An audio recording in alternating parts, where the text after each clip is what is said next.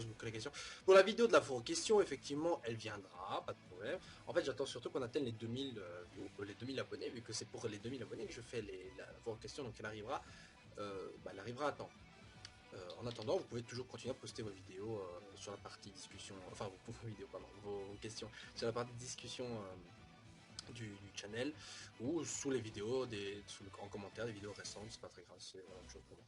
Alors une autre question aussi qu'on va poser, c'est quand est-ce que va sortir la vidéo sur la critique de sur ma critique de Fairy Tail. Eh bien, enfin de l'œuvre en entier, pas uniquement un chapitre. J'avais dit que j'avais fait en fait la vidéo et qu'elle a été bloquée plusieurs fois par YouTube. En fait, je peux pas la mettre en ligne parce qu'il me dit ouais, ça respecte pas machin truc. Et comme j'ai pas envie de me choper plus d'avertissement, j'essaie pas trop prendre de risques, donc en fait j'ai refait la vidéo et je l'ai presque terminé en fait. Je dois juste retoucher quelques trucs encore, des passages, tout ça. Parce qu'elle est longue, hein, elle est longue. Sur les Fairy Tail, je pourrais parler extrêmement longtemps, donc justement j'essaie de faire gaffe. Mais elle arrivera, vous inquiétez pas pour ça. Bon, alors, pour revenir maintenant au chapitre de cette semaine, donc qui suit c'est le 388, donc avec l'arrivée qui terminait donc avec l'arrivée de Sting et Rogue, nous voici avec un nouveau chapitre, le 389, les dragons jumeaux contre le roi des démons. Alors, ouais, autant que j'étais assez sceptique, même très très sceptique vis-à-vis de cette fin de chapitre, parce que bon, c'est vrai que j'étais excité dans le sens de oh putain, Sting et Rogue, enfin, ils sont de retour ou quoi. Et ben en fait je me suis dit après, ouais maintenant ils ont quand même perdu 2 vs1 de Natsu, et Natsu il est certainement moins fort que le roi des démons, enfin j'espère.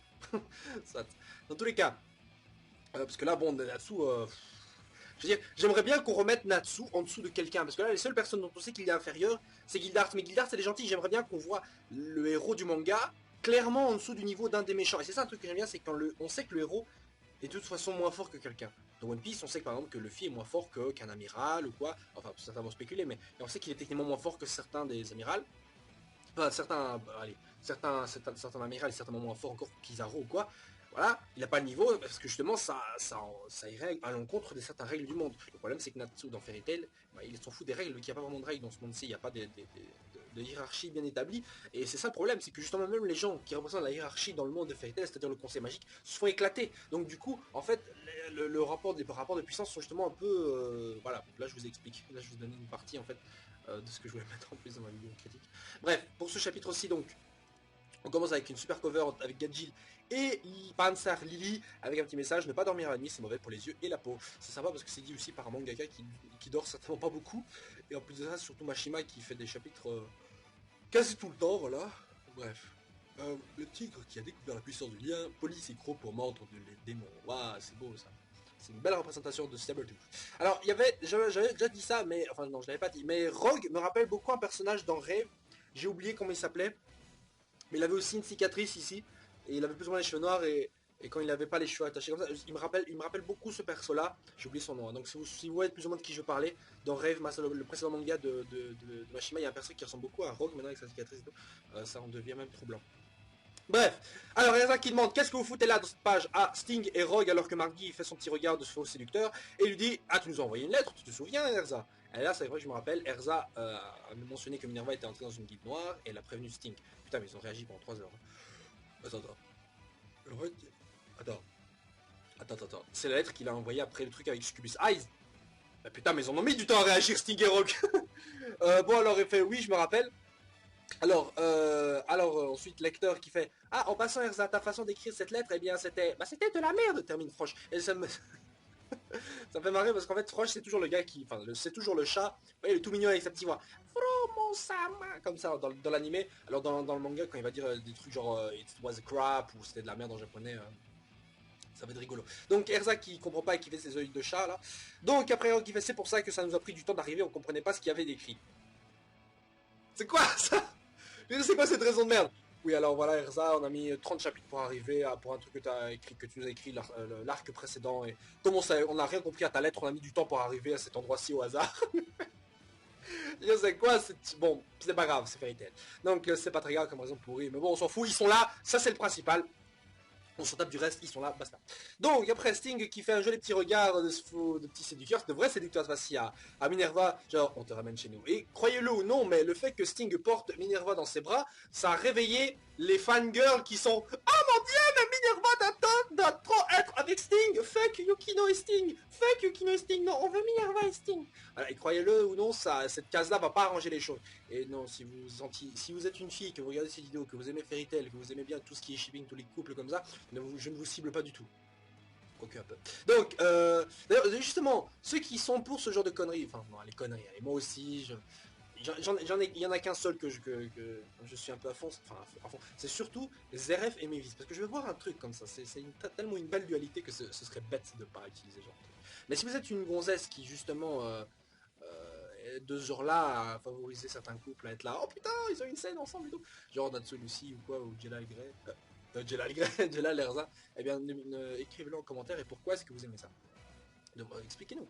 Donc, alors, Mardi, putain, je prends du retard. Mais Mardi qui fait donc, tu veux la ramener dans votre guilde, mais le monde des mages touche sa femme. Enfin, peu importe, je ne vous arrêterai pas. Voilà, les paroles du méchant, genre, ça ne sert à rien ce que tu fais parce que de toute façon, après, tout le monde va crever. Ça, c'est la phrase typique, ça. Genre, vous n'avez pas de futur, ça sert à rien que je vous dise, vous n'avez pas de futur. Il avait dit ça tout à l'heure avant de balancer Allegria, et croit qu'il en soit, Allegria a foiré. Donc, tu devrais peut-être apprendre de ses erreurs. Mardi, tu es orgueilleux et arrogant, ça m'énerve, et j'aime pas les méchants orgueilleux et arrogants comme toi parce qu'ils sont toujours niqués. Ça c'est une constante, Les méchants orgueilleux et tout ça, c'est ceux qu'on aime justement tout le temps voir se faire péter. Mais ils ont toujours cette tête genre... j'avais tout prévu moi. Oui mais moi, mon plan était infaillible. Bref. Donc, Face a été détruit comme le mentionne Erza, malheureusement la pauvre ne sait pas que, bah, il y en a qu'un seul qui a été détruit et qu'il y en a bien d'autres encore. Donc, Sting et Rogue confirment visiblement puisqu'il dit en chemin Erza on a vu un paquet de statues avec un visage. Si c'est Face alors il y en a vraiment beaucoup. Quoi, ils sont au courant de ce qui est Face ou quoi, enfin, enfin, soit. Donc 1 heure, voilà, encore un compte à rebours. Dans 1 heure, toutes les statues de Face seront activées. Donc j'imagine que dans 1 heure, eh ben, on verra une page avec le dernier coup de tous les gentils qui one-shot tous les autres méchants, comme par hasard, voilà, parce que bon, dans 1 heure, on n'a vraiment pas le temps de voir tous les combats, parce que déjà 1 heure, allez quoi, allez 45 minutes par exemple, c'était le temps qu'avait Winty, et il s'est évaporé en moins d'un tome, donc en moins d'un tome et en moins d'un tome, on n'a pas en un tome, allez, si c'est 1 heure, on n'a pas le temps de voir tous les combats correctement, donc voilà, ça sent encore le truc à la va-vite et les one-shots. C'est dommage. Donc, près de 3000 bombes à pulsion magique qui annihileront tout le magie du continent. Bon voilà, donc il y en a 3000, et pas 2000, enfin 2000 qui a été trouvé par Dorambald, mais il y en a près de 3000. 3000, c'est intéressant tout ça. Donc 3000, et la Rogue qui va impossible, son abraca. Sting qui fait mais pourquoi, et Rogue qui dit rien parce que lui il sait rien dire. Alors ensuite on a Frosh avec toujours le commentaire des petits chiens, ça c'est normal, c'est pour ça qu'ils sont là. Faire disparaître toute la magie du continent, Fro ne pourra plus voler alors, voilà, ça c'est là. Non, il est trop mignon, je veux aussi un Frosh moi.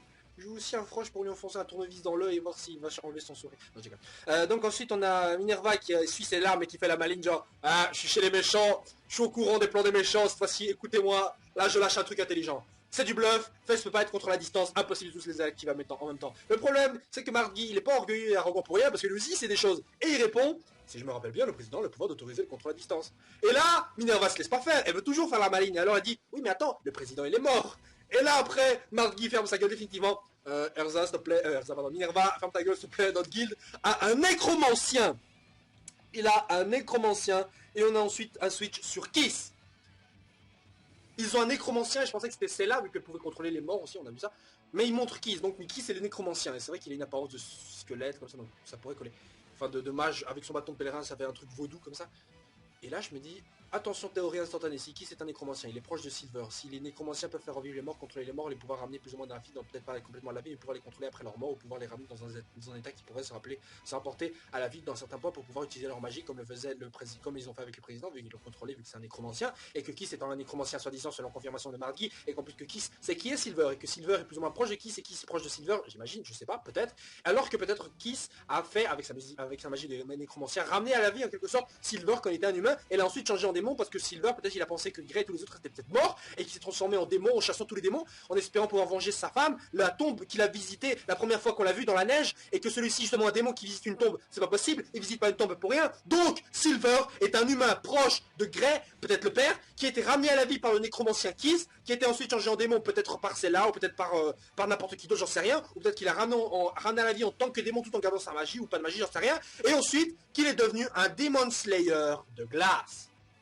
Et pourquoi de glace? Parce qu'il est né dans un pays de neige, et pour lui la glace ça semblait évident, il serait né dans un pays où règne le soleil et le feu, bah il serait devenu un Demon Slayer ou un Demon Slayer de feu.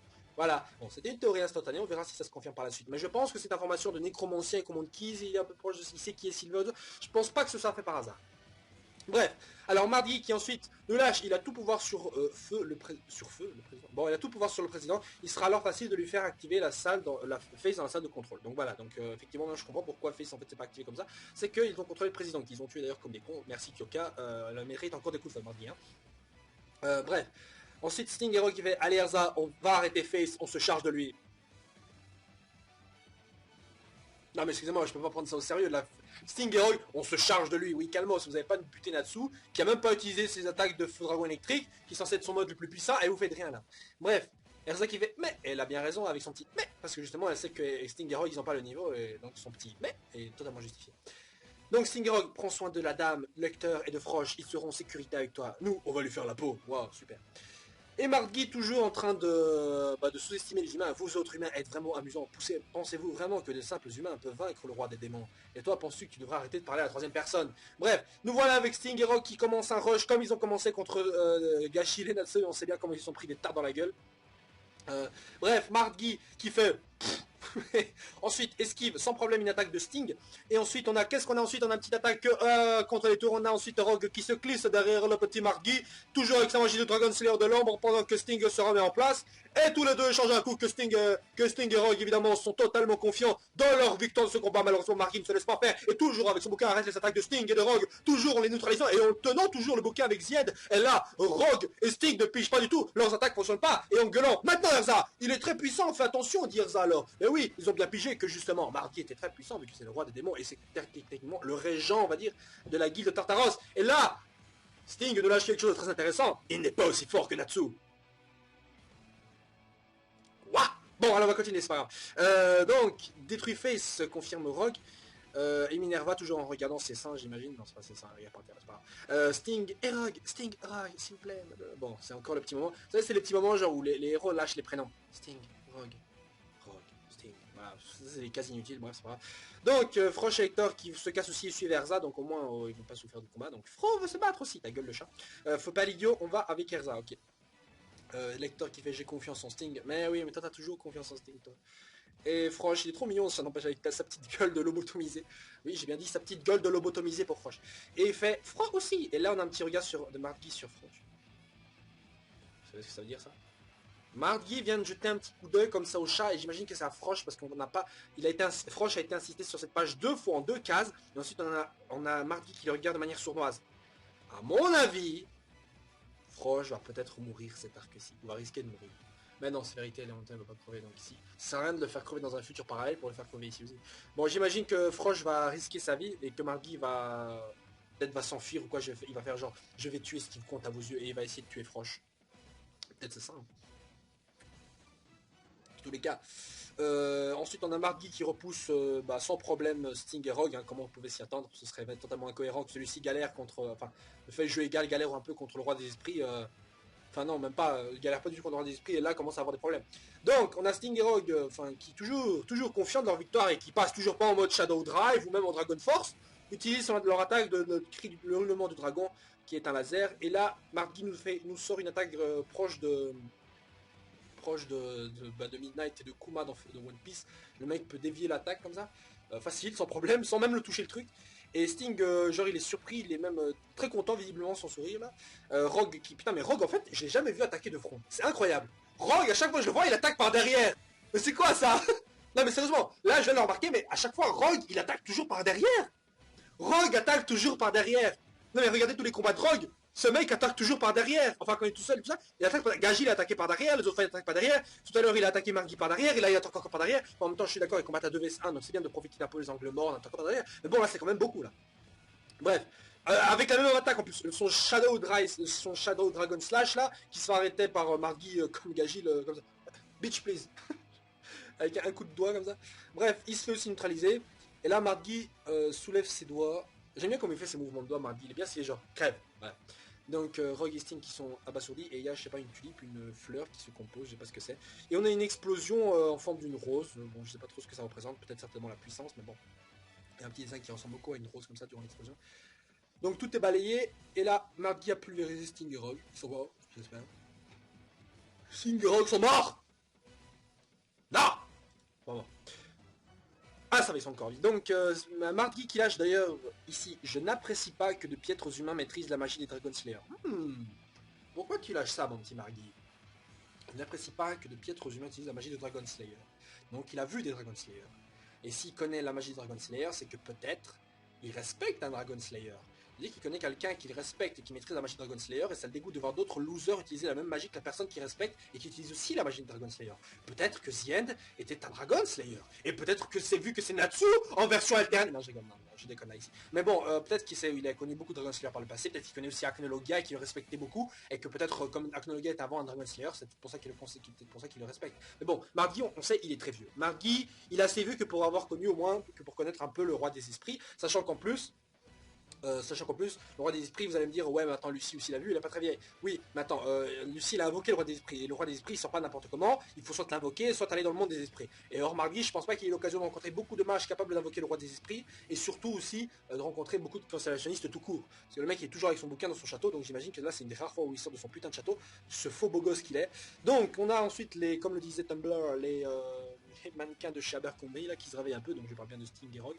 Donc, ils sortent de leur petit sommeil et là ils font leur Nakama Face. J'aime bien, j'appelle ça le Nakama Face. C'est en gros le visage que fait les héros de manga lorsque ceux-ci disent on ne pardonnera jamais d'avoir blessé nos amis. Et en général c'est toujours des visages un peu bien badass comme ça, comme ici Stinger dans une magnifique simple single page, super stylé.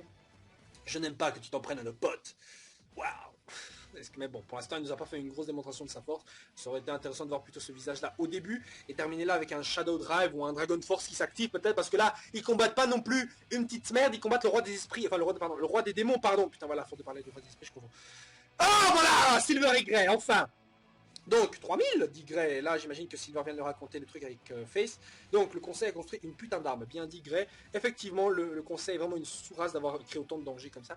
Donc Grey, peut-être qu'on aura enfin l'identité de Silver. Et donc tu m'as amené ici pour me dire ça. Et là Silver fait non. J'espérais voir le désespoir sur ton visage.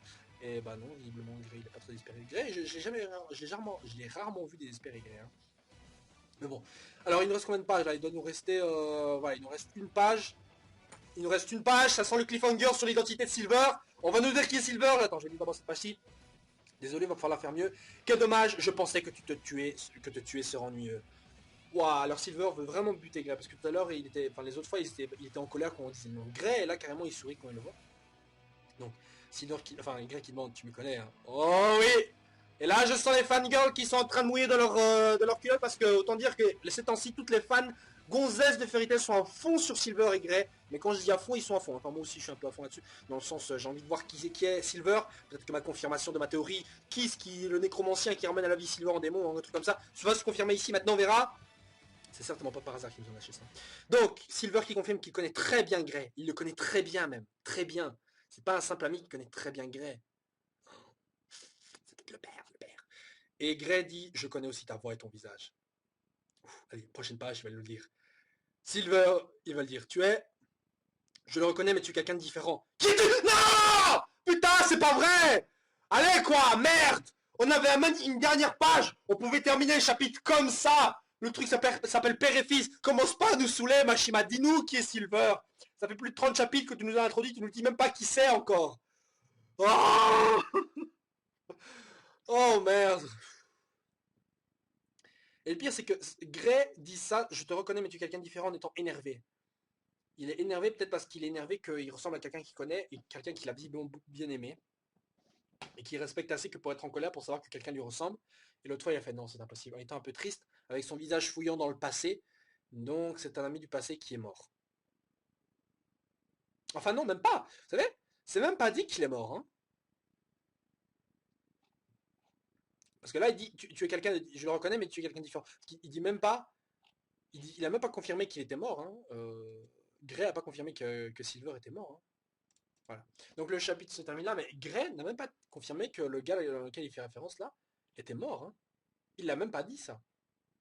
Vous comprenez ce que je veux dire? C'est-à-dire que peut-être qu'il connaît quelqu'un qui était techniquement encore en vie. Non, bon, là j'exagère un peu. Ou alors il l'a dit dans le précédent chapitre, je sais plus, mais dans tous les cas, ça change pas grand-chose au final. Mais bon, voilà, alors ce chapitre aussi qui conclut donc sur Silver et Grey. D'ailleurs, je me demande si on n'a pas le nom du prochain chapitre, mais visiblement ça n'était pas marqué. Et c'est un peu dommage parce que bon, à chaque fois à la fin de chapitre, on a. Ah si, voilà. Chapitre suivant, l'histoire d'un garçon. Alors l'histoire d'un garçon, ça, j'imagine que c'est un flashback vis-à-vis de Silver, ou de Grey. Voilà, je pense que c'est certainement ça. Je pense qu'il n'y a pas vraiment d'autres choses en plus. Dans tous les cas, voilà, ce chapitre 389 qui se termine comme ça sur un goût amer. On s'attendait un peu à voir l'identité de Silver, et on l'a pas du tout. Voilà. Bref, sur ce les gens, chapitre qui, moi, m'a...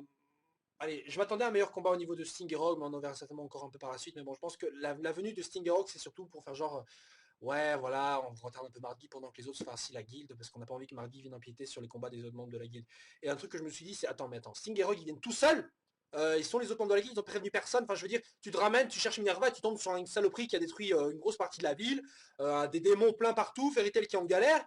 Et toi, tu te dis pas peut-être qu'il aurait fallu amener des gens ou amener des gens, je sais pas. Bref, par la climat de communication, j'en sais rien. Bref, sur ce, les gens, moi je vous laisse. On se retrouve la semaine prochaine pour un prochain chapitre de Fairy Tail. Celui-ci était pas mal, mais il y a encore des choses à améliorer au niveau des fights. Parce que là, on nous amène des super fights. On nous fait les dragons jumeaux contre Mabgi. Et là, le VS, il était pas très VS. Hein. Nerza contre Azuma, ça c'était du VS. Voilà, sur ce, ciao ciao.